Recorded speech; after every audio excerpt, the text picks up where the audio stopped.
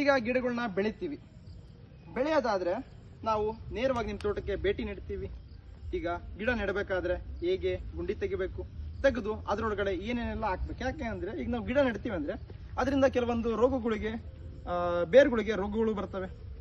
ಆ ರೋಗಗಳನ್ನ ಹೇಗೆ ತಡೆಯೋದು ಬೇರಿನ ಹಂತದಲ್ಲೇ, ಹಾಗೂ ಗಿಡಗಳನ್ನ ನಾವೀಗ ಬೆಳಿತೀವಿ ಅಂದ್ರೆ ಅದಕ್ಕೆ ಯಾವ್ಯಾವ ಹಂತದಲ್ಲಿ ಯಾವ್ಯಾವ ಪೋಷಕಾಂಶಗಳು ಕೊಡಬೇಕು.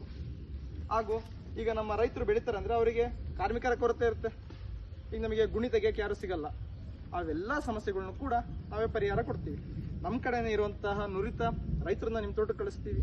ಗುಣಿಗಳನ್ನ ತೆಗಿಸಿ ಗಿಡಗಳನ್ನ ಹೇಗೆ ನೆಡಬೇಕು, ಯಾವ ರೀತಿ. ಯಾಕೆ ಅಂದ್ರೆ ಏಲಕ್ಕಿಲಿ ನಮಗೆ 3 ಅಂತ ಇಂಪಾರ್ಟೆಂಟ್.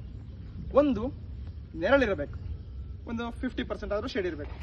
ಇನ್ನೊಂದು, ಗಿಡಗಳನ್ನ ನಾವು ಕರೆಕ್ಟ್ ಟೈಮಲ್ಲಿ ಕರೆಕ್ಟ್ ವೇ ಅಲ್ಲಿ ಪ್ಲೇಸ್ ಮಾಡಬೇಕು. ಇನ್ನೊಂದು, ಅವುಗಳಿಗೆ ಅವಶ್ಯಕತೆ ಇರುವಂತಹ ಪೋಷಕಾಂಶಗಳನ್ನ ಹಂತವಾಗಿ ಕೊಡ್ತಾ ಇರಬೇಕು. ಇವೆಲ್ಲವನ್ನು ಕೂಡ ನಾವು ನಿಮಗೆ ಹಂತವಾಗಿ ಹೇಳ್ತಾ ಹೋಗ್ತೀವಿ, ಯಾವ ಹಂತದಲ್ಲಿ ಏನು ಕೊಡಬೇಕು. ಈಗ ನಾವು ನರ್ಸರಿಯಿಂದ ಗಿಡಗಳನ್ನ ಮೇನ್ ಪ್ಲಾಂಟ್ಸ್ಗೆ ಫೀಲ್ಡ್ಗೆ ಟ್ರಾನ್ಸ್ಫರ್ ಮಾಡ್ತೀವಿ. ಆ ಗಿಡಗಳಿಗೆ ಟ್ರಾನ್ಸ್ಪ್ಲಾಂಟೇಶನ್ ಶಾಕ್ ಇರುತ್ತೆ. ಆ ಟೈಮಲ್ಲಿ ನಾವೇನು ಕೊಡಬೇಕು. ಅದಾದ್ಮೇಲೆ ಹಂತವಾಗಿ ಈಗ ಅಲ್ಲಿಂದ ನೆಕ್ಸ್ಟ್ ಸೈಡ್ ಟಿಲ್ಲರ್ಸ್ ಮರಿಕೊಂದುಗಳು ಬರಬೇಕು.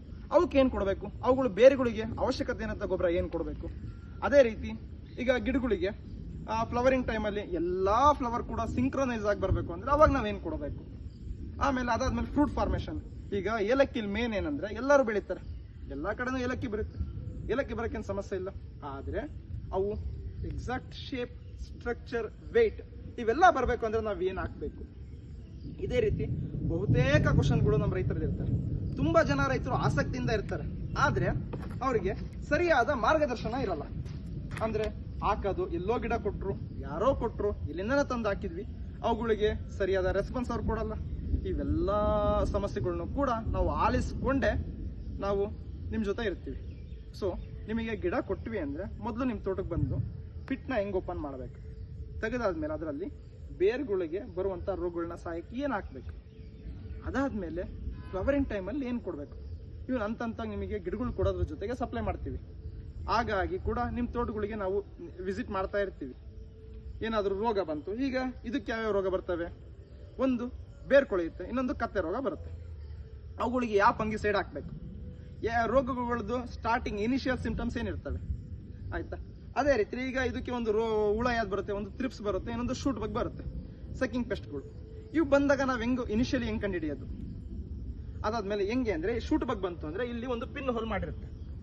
ಆ ಪಿನ್ ಹೋಲ್ ನೋಡ್ಕೊಂಡು ಇದೆಲ್ಲಾ ಪಾರ್ಟ್ ಕೂಡ ವೀಕ್ ಆಗ್ತಾ ಇರುತ್ತೆ. ಯಾಕೆ ಅಂದ್ರೆ ನಾವು ಒಂದಷ್ಟೇ ಕಂದು ನೆಟ್ಟಿರ್ತೀವಿ, 1ರಿಂದ 100 ತನಕ ಕೂಡ ಮಲ್ಟಿಪ್ಲೈ ಆಗ್ತವೆ. ಹಂಗಾಗಿ ನಾವು ಈ ಎಲ್ಲಾ ರೋಗಗಳನ್ನು ಹಾಗೂ ಕೀಟಗಳನ್ನ ಇನಿಷಿಯಲ್ ಡೇಸ್ ಅಲ್ಲೇ ತಿಳ್ಕೊಳ್ಳೋದು ಬಹಳ ಉಪಯುಕ್ತ. ಹಾಗಾಗಿ ನಾವು ನಿಮ್ಮ ತೋಟಕ್ಕೆ ಬಂದು ಹೇಗೆ ಬರುತ್ತೆ, ಹೇಗಿರುತ್ತೆ, ಆಮೇಲೆ ಹೇಗೆಲ್ಲ ಕಾಯಿ ಬಿಡುತ್ತೆ, ಹಾಗೂ ನಲ್ಲಾಣೆ ಗ್ರೀನ್ಗಳು ವೆರೈಟೀಸ್ನ ಈಗ ಎಲ್ಲರೂ ಪ್ರಿಫರ್ ಮಾಡ್ತಾ ಇರೋದು. ಯಾಕೆ ಅಂದ್ರೆ ಅವುಗಳು ಫ್ಲವರ್ ಫಾರ್ಮೇಶನ್ ಮತ್ತೆ ಕಾಯಿ ಫಾರ್ಮೇಶನ್ ಎಲ್ಲ ಅದರದೊಂದು ಸುಪೀರಿಯರ್ ಸ್ಟ್ರಕ್ಚರ್, ನೆಲಗಳಿಗೆ ಅಂಟ್ಕೊಂಡು ಬರಲ್ಲ, ಮೇಲಿಂದ ಬರುತ್ತೆ. ಹಾಗಾಗಿ ನೆಲಗಳಲ್ಲಿ ಹರಿದಾಡುವಂತಹ ರೋಗ ಕೀಟಗಳಿಂದ ಕೂಡ ನೆಲ್ಲಾಣೆ ಗ್ರೀನ್ಗಳು ಎಸ್ಕೇಪ್ ಆಗುತ್ತೆ. ಸೊ ಇವನ್ನೆಲ್ಲವನ್ನು ಕೂಡ ನಾವು ನಿಮಗೆ ತೋಟಕ್ಕೆ ಬಂದು ಹಂತವಾಗಿ ಹೇಳ್ತಾ ಹೋಗ್ತೀವಿ.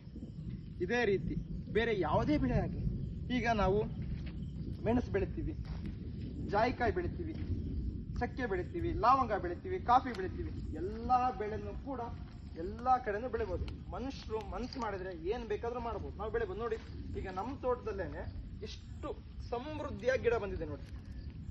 ನೋಡಿ ಎಷ್ಟು ಕಂದುಗಳಿದಾವೆ. ಇದು 4ನೇ ತಿಂಗಳಿಗೆ ಎಂಟ್ರಿ ಆಗ್ತಾ ಇದೆ ಪ್ಲಾಂಟು. ಈಗಲೇ ಆಲ್ರೆಡಿ ಮೋರ್ ದನ್ 30 ಇದಾವೆ. ಸೊ ಇಷ್ಟು ನೀಟಾಗಿ ಗಿಡ ಬರಬೇಕು ಅಂದ್ರೆ ಅದಕ್ಕೆ ಅವಶ್ಯಕತೆ ಇರುವಂತಹ ಪೋಷಕಾಂಶಗಳು ನಾವು ಹಂತ ಕೊಡ್ತಾ ಇರಬೇಕು. ಇದೇ ರೀತಿ ನಿಮಗೆ ಏನೇ ಸಮಸ್ಯೆ ಇದ್ರೂ ಕೂಡ ನನಗೆ ಕಾಂಟ್ಯಾಕ್ಟ್ ಮಾಡಿ. ನನ್ನ ನಂಬರ್ ನಿಮಗೆ ಅದರಲ್ಲಿ ಕೊಟ್ಟಿರ್ತೀನಿ. ಫೋನ್ ಮಾಡಿ ನೇರವಾಗಿ ನಿಮ್ಮ ತೋಟಕ್ಕೆ ಬರ್ತೀನಿ, ನಿಮಗೆ ಉಪಯುಕ್ತ ಮಾಹಿತಿ ಕೊಡ್ತೀನಿ. ಸದಾ ನಿಮ್ಮೊಂದಿಗೆ ನಾವಿರ್ತೀವಿ. ಓಕೆನಾ? ಧನ್ಯವಾದಗಳು ರೈತ ಬಂದವರೇ.